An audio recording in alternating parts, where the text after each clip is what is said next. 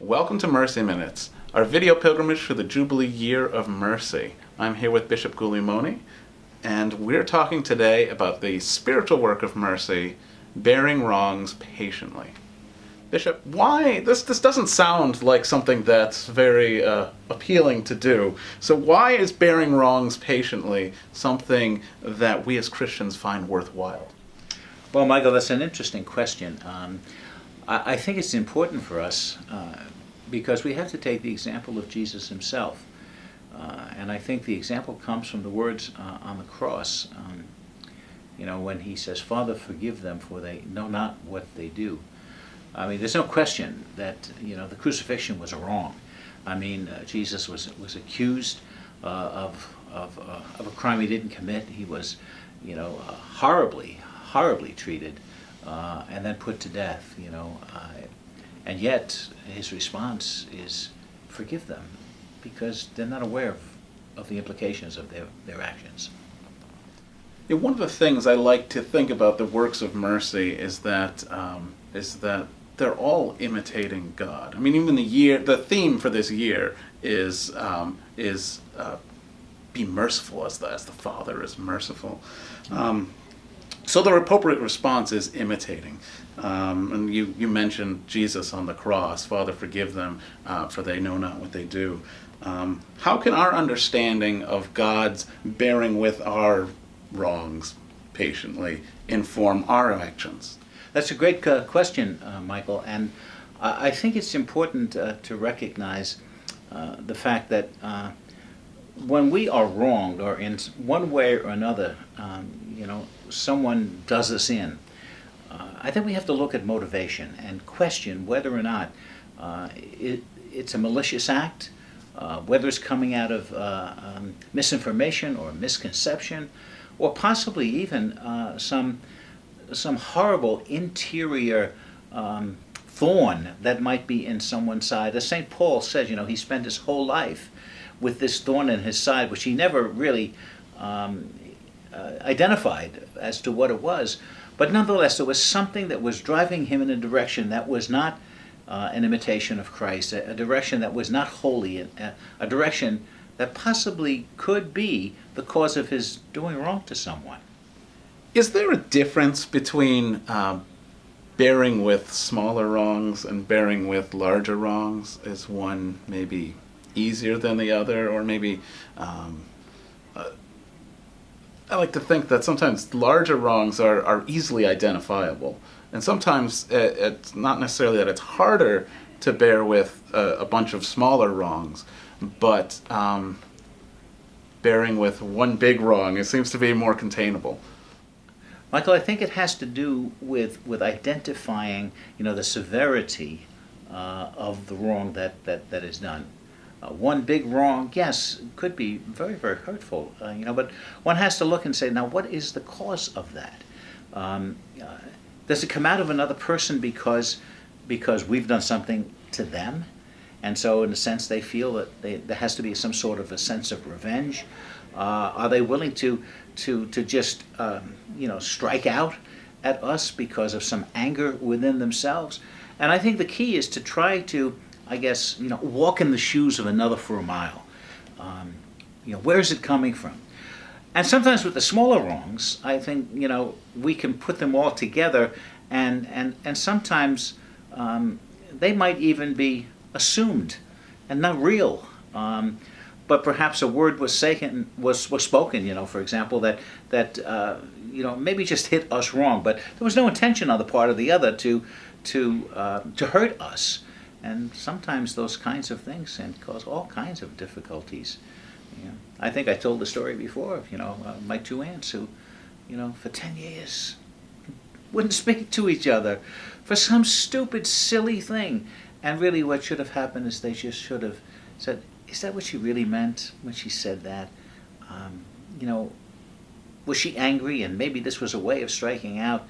So I think to bear wrongs patiently means to try to get to the core of the reasoning behind all of this, and to be willing to give the other person the benefit of the doubt. I think too often we confuse some Christian imperatives with what psychologists might call repression. So what's the difference between bearing wrongs patiently and simply repressing your anger and pushing it all down inside? Well, Michael, I think the whole concept of bearing wrongs patiently doesn't mean that we don't bring the situation into discussion with somebody. Repression is when we hide all kinds of anger inside of ourselves and don't express it in healthy ways. Bearing wrongs patiently doesn't necessarily mean that we don't respond to a hurt or to let another know that there may have been some hurt. But we do it without a sense of revenge or a sense of saying, well, you hurt me, now I'm going to take care of you. I think that's the difference with that. And I think the Christian response is as always, let's bring this into dialogue. Let's try to get to the source of what the perceived wrong is really all about. I think that raises another important point. Bearing wrongs patiently can often be misunderstood. It doesn't necessarily mean that we have to always put ourselves in the position to be perpetually victimized by others. I think of the cases of a person in an abusive relationship. Bearing wrongs does not necessarily mean that one needs to remain in a situation that's causing a physical or psychological harm. So what about cases like that? How does bearing wrongs patiently, how does this act of mercy, how does this virtue, how does it play out in those types of tough situations? Well, I think to look at that, we have to focus a little bit on what I would call the definition of the word love. What is love? And I believe that love is effectively willing the true good of another. And when someone does a wrong that's obviously a wrong, for example, a domestic violence situation, there's no question that's a wrong to the victim. Or at times when someone finds themselves in a relationship with certain drugs or alcohol, and they're addicts, and the drugs or alcohol cause them to do things to others that would certainly be wrongs. The victim in that case is not expected to stay in that situation, to allow the person who might not have even control over what they're doing, to allow that person to continually abuse the other person. So there has to be that situation of being able to say, no, I am not going to let this happen to me anymore. But I think the spiritual work of mercy here refers to the fact, well, I'm not going to do anything to hurt you. And what I'm going to do is to do what love demands, and that is to effectively will some good for you. So it's said, for example, when someone is an alcoholic or a drug addict, they have to reach the bottom of the barrel, in a sense, before they're going to seek some help for themselves. And if that's necessary, that's an appropriate response to let the person, get to that point of no return in their lives where they have to seek some help.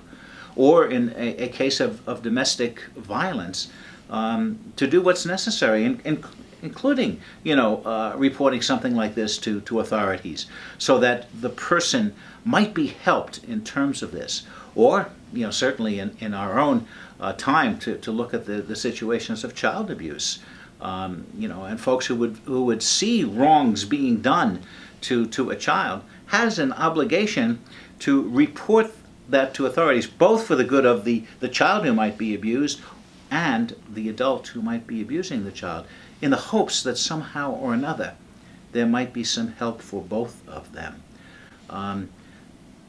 The key, though, is I'm not doing this because I want to get back at the other person. I'm doing this because in love I'm effectively trying to will the true good of the other person. Well, that's all the time we have for today. Thank you, Bishop Guglielmone, and thank you all for joining us. And remember to go out and seek the true good for others. God bless you all.